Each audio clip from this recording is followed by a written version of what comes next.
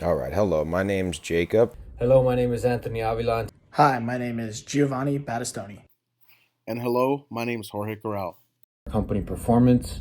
We made mistakes in years 10 to 14 that eventually led to the significant drop in our company performance in year 16. You can see this in our graphs, our total revenues, ROE, and EPS graphs. There's a drastic drop in year 16, followed by our highest peak in year 17.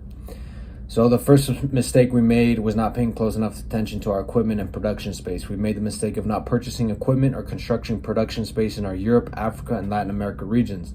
Instead, we relied heavily on distributions from our North America warehouses to fulfill orders in the Europe, Africa region and distributions from the Asia Pacific regions to fulfill orders in the Latin America region. This limited our sales in our regions. The second mistake we made was not fully utilizing our production capability in years 15 and 16. In prior years 10 to 14, our utilization of production capability was always equal to or greater than 95%. In year 15 and 16, it was 10 and 5% respectively. We addressed these problems in year 17, which is why we see a spike across the board regarding our company performance reports. More specifically, we purchased refurbished equipment for our Europe, Africa, and Latin America facilities to be ready for use in year 17.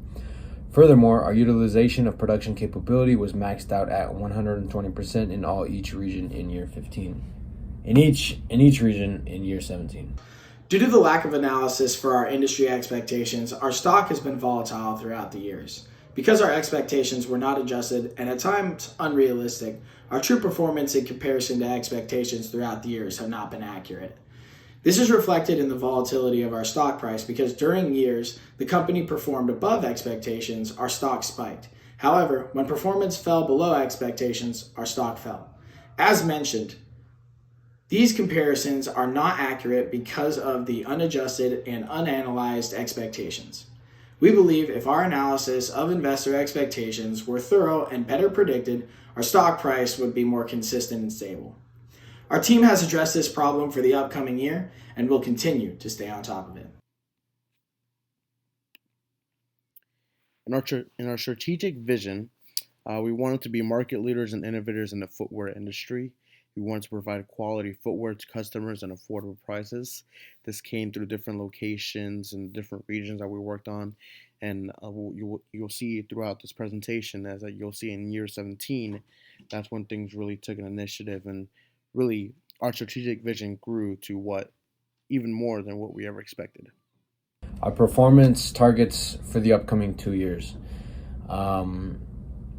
With our current plans and goals we have set, we believe we can improve our performance measures in the upcoming 2 years.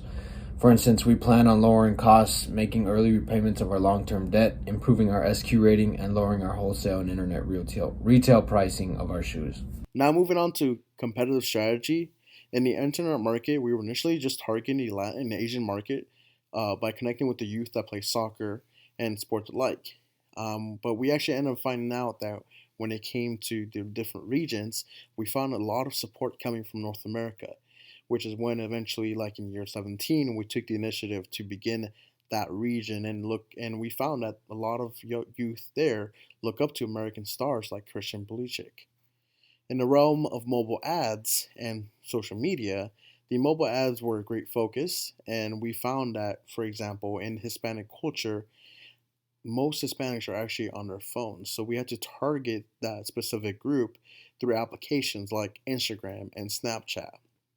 And the use of social media, that also was dependent on the location and that geographical area. For example, in Haiti, there was a lot more of a focus on social media rather than television ads due to the fact that in Haiti only 26% of households actually have a TV compared to like in the United States, that's 97%. In the beginning of the year, the company years, we didn't really do much in the Europe and Latin American regions, but it wasn't until year 17 when we took a big leap and expanded to Europe and Latin America. Ultimately, as the years went by, we had to make sure we kept up with all the trends as far as internet market came to. For example, social media platforms like MySpace and Facebook eventually started to die off, and Twitter and Instagram came into play. Now, in this current trend, we have to look into the TikTok world. And that is one of the big initiatives we're taking on now because, like it says, Crescita Yundo, it grows as it goes. Okay, so for competitive strategy for the wholesale market, we focused on four things: the brand advertising, competitive pricing, geographical pricing, and then attracting wholesale customers in itself. Where we did the best was brand advertising. We had a 35.6% positive difference to the industry average in year 19. Every year besides, or every year we operated, we had a positive difference, meaning we spent a lot of time and money into the advertising to get our name out there. So with that came, obviously attracting wholesale customers. Our private label market really was not a focus from year 16 on. We didn't have an accepted offer from a private label after year 11, and after year 16, when all of our equipment crashed, we didn't attempt to get back into the private label market. From year 10 to year 11, we did improve in terms of accepted offers and number of pairs for those offers. After year 11, not receiving any contracts not only affected sales and revenues, but also affected the business overall. Now to focus on production strategy. The first part is going to be capital. So as far as shoes sold and produced, this was all over in the first half of our company. As time went by, especially in year 17, that's when it really took the initiative and we stepped our game up and grew into a mass production. We started to grow production to sell and make products outside of just North America and Asia, and we took the initiative to take over Latin America and Europe. In the aspect of hours, specifically overtime, we never really had much issues with employees having a lot of overtime. We usually kept our production at a level that was needed per hour worked. There were years where we did raise production and that caused some overtime to be paid out. But it wasn't until year 17 where our overtime was hit an all-time high. That was necessary in order to really get our out of that slump that we were in year 16. So we gave that overtime in order to make sure we were able to produce and grow as a company. We eventually gave back or came back to mitigating overtime in year 19 and 20. In the aspect of compensation, our benefits began high and eventually we had to bring them down in order to keep the company going. After our huge year 17, we wanted to make sure our employees were well treated and increase benefits and compensation to even higher than it was previously. We're working on keeping it the same or at least even having it go up. Our training grew a lot in year 17 when we grew the company in different locations and had to hire a lot more. Overall, training has settled down over time since we now have established a foot in those specific regions, and so the amount of employees and locations have settled down.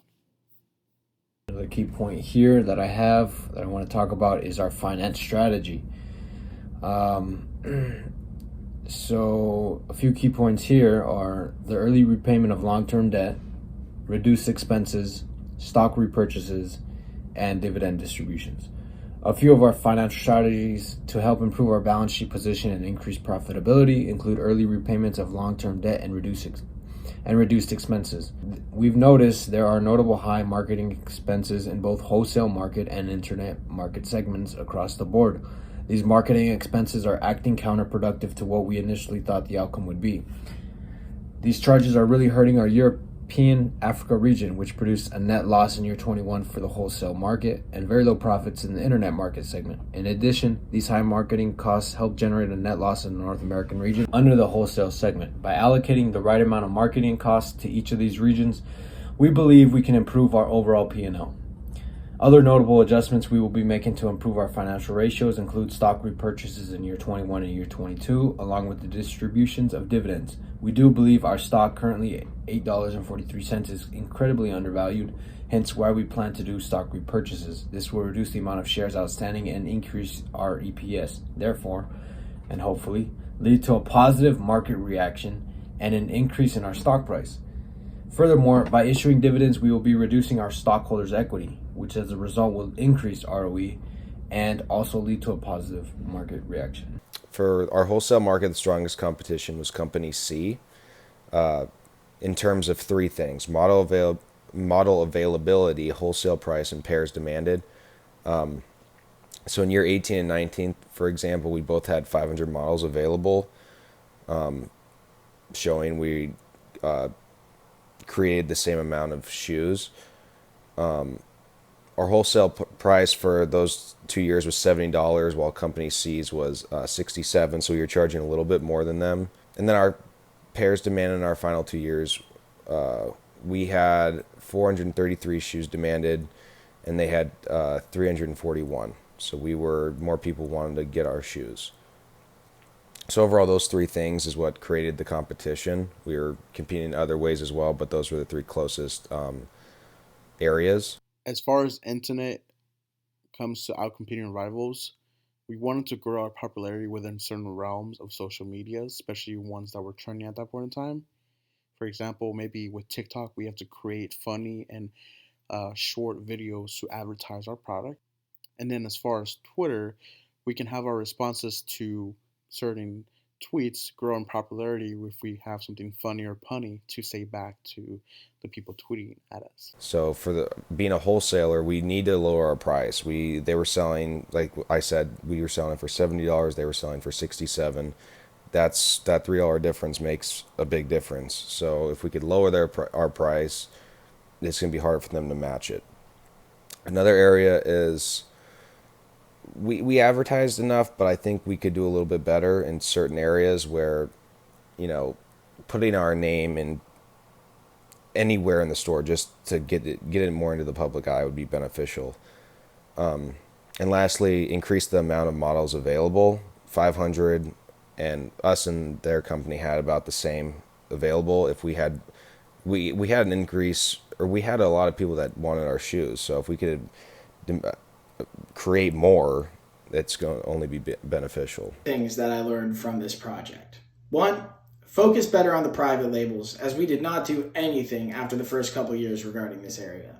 And two, pay more attention to the equipment we have to make sure it does not break on us like it did in year 16. For the lessons I learned, it was really taking the initiative earlier to grow outside of just the two initial regions. We saw that big change from year 16 to year 17, and that was because of our initiative to really grow outside of where we were. And honestly, another big thing was to learn to take a loss with overtime and benefits, and to understand that sometimes you have to have a lot of overtime or have to have years of less benefits or more benefits in order for the company to grow. Eventually, it will all level out, and it'll make the company even better than it was before.